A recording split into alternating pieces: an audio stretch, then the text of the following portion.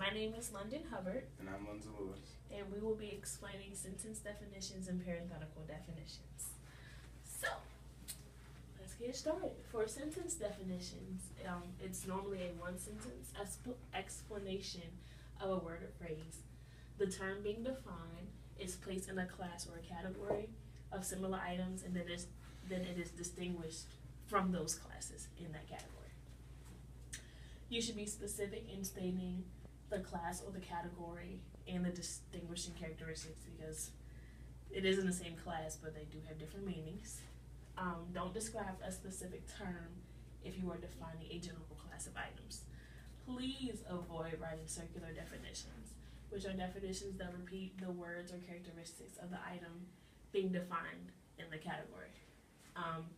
Be sure that the category, contains a noun or noun phrase rather than a phrase beginning with when, what, or where.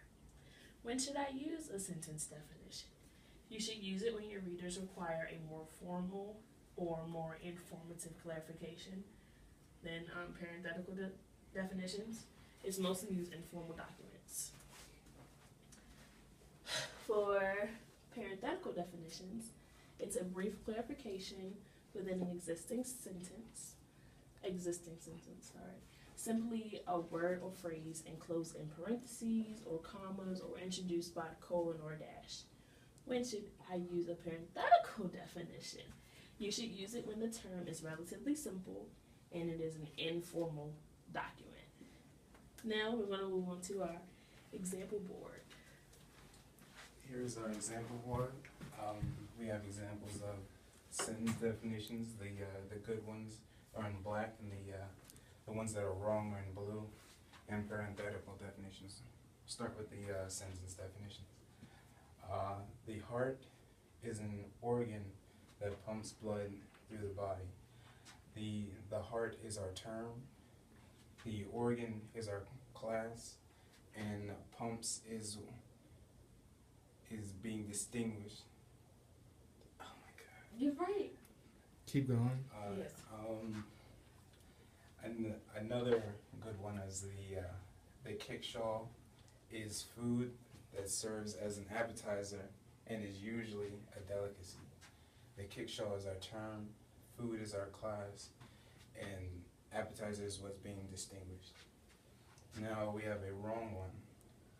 A crypt is where people are buried. But instead, the sentence should read, a crypt is a subterranean chamber in which people are buried. We have another wrong one. A job is what people apply for to get money. But really it should say, a job is a paid position of regular employment in which people apply for to receive money. Moving on to the parenthetical definitions. A good example would be, our company should invest in creating sinestral, which means left-handed, office supplies to meet the growing market demand.